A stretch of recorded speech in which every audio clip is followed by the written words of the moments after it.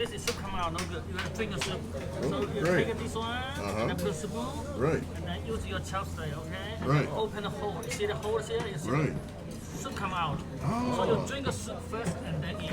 Oh, Like this.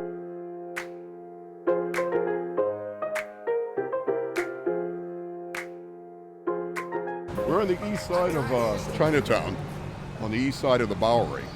And it's significant because it's where the Fujianese have located over the years from the 1980s on down to today.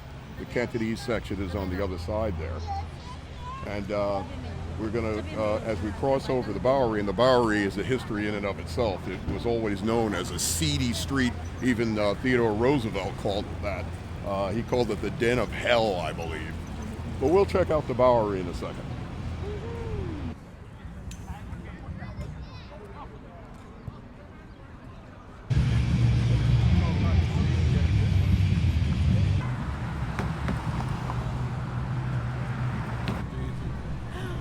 So much colder now than when we shot last time. All right, guys, we are here in Chinatown in Manhattan.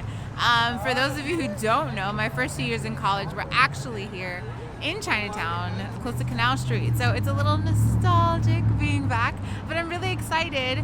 And we were really, really sad because we thought that we were coming to Chinatown without Uncle, but guess who got to come home early for 2 days? All right, I'm here.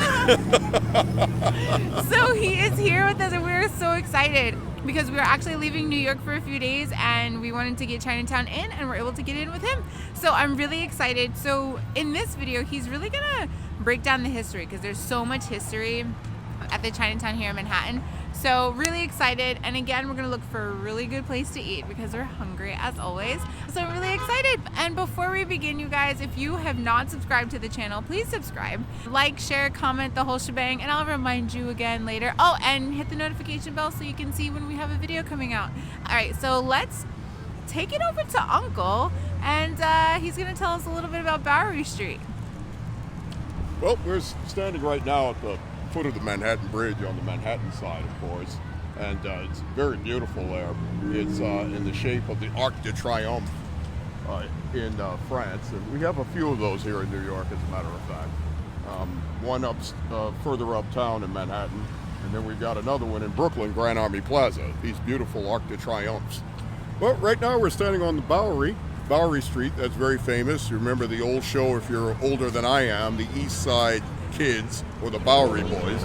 This is the oldest street in New York, and it was always known as being the seediest, most corrupt street that Theodore Roosevelt referred to as a den of hell. And it contained bars and saloons and tenements and gangs and whatever else you can imagine. But now it's multi-million dollar homes and condos and everything else, and very good restaurants. So things have changed since Teddy. Teddy. Oh, All right, gosh. so we're going to continue to walk around, and there are a lot of cool shops. I'm actually very curious to see how COVID also affected Chinatown. So, all right, guys, let's start the vlog. Parachute, dancing on the couch like I'm Tommy Cruise on a one-man mission trying to see it through, yeah. I got the password, yeah, I finally got the password. Added up the numbers, now the math works. I got the way to make the path work.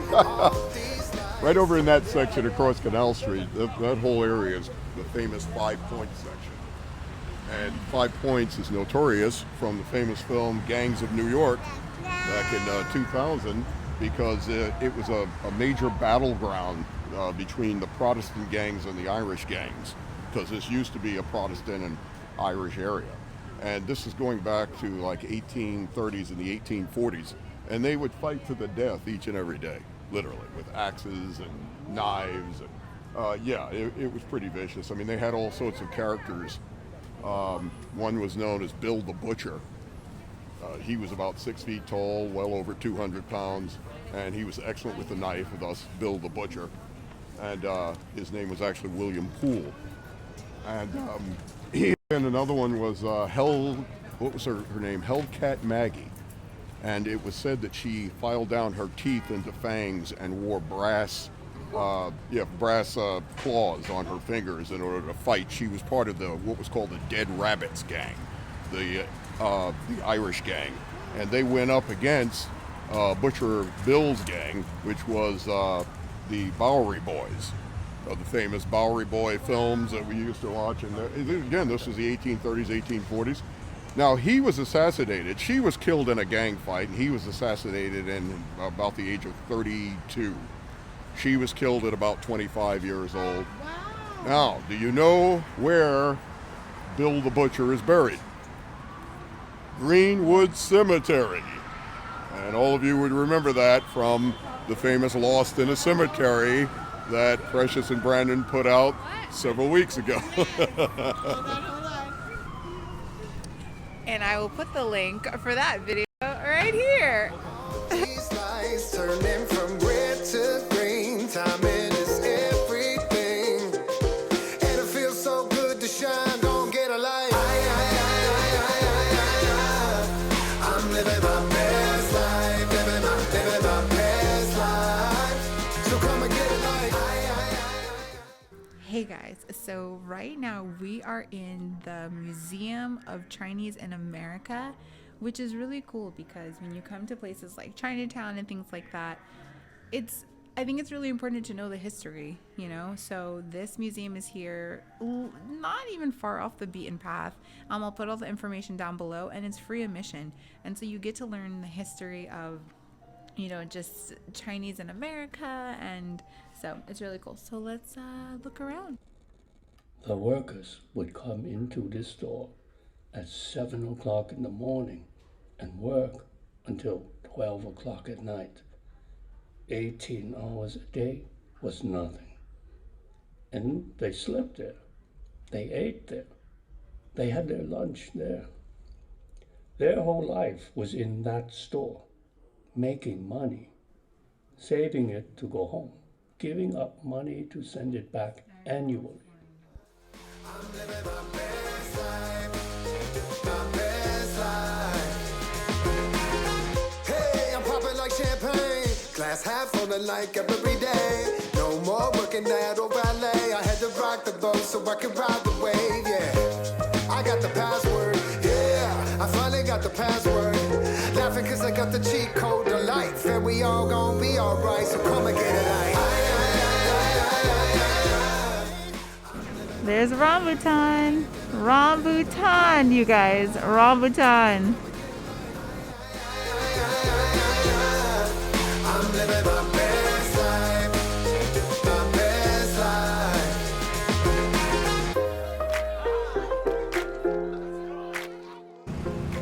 Little Italy.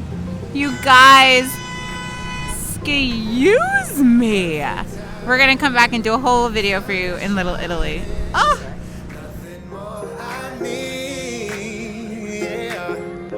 If you feel like this your best life. I want you to imagine gangs of men standing on both sides of the street, just being very dark and dank, and they're just staring at you. And there would be a murder, 2-3 murders here every night. Yeah. This follows an old stream that used to run through here. That's why it meanders the way it does. Well, Canal Street, because it was an old sewer system that was built by the city in order to divert waters that the town fathers wanted out of the way of the area. And then after they built it, it began to collapse, and the stench was incredible, and they had to build over it again and resurface it. And that's what we have as Canal Street today. But this is a stream, and you can see how it meanders around, that would run right through here. And again, this is called the nickname the Bloody Angle, because so many gang fights, so much gang warfare occurred here back in around 1830, 1840, 1850. Take your pick. And it had all sorts of unsavory characters just sitting around the streets here, because these were all tenements of new immigrants that would come into America, the Italians, the Irish, you name it.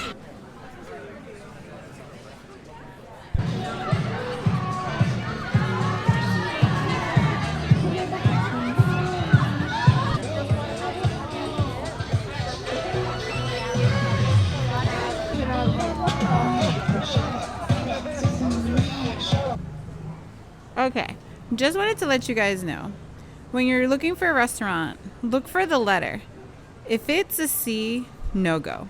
If it's an A, perfect. This your best life. Won't you sing with me?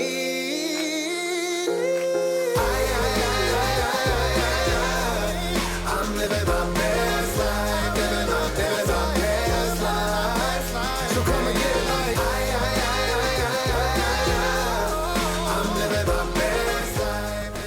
Oh my gosh, so Uncle has never tried steamed dumplings, so we got some pork ones for him. Yay! You're excited? I am totally excited.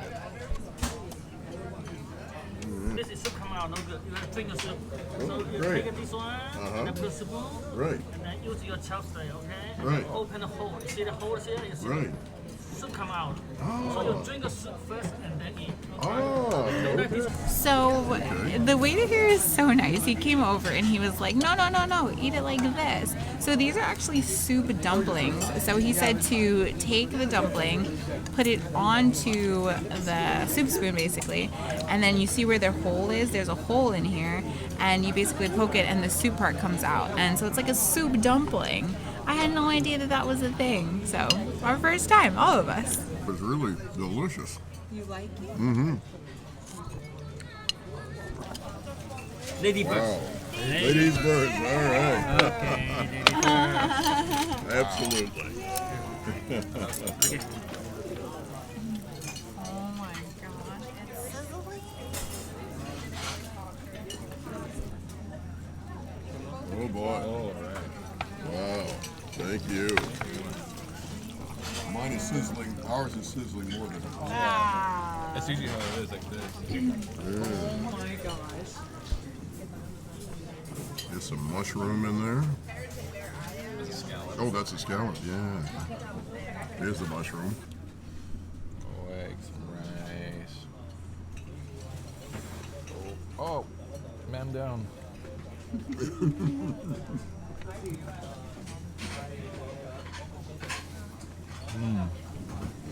Yep.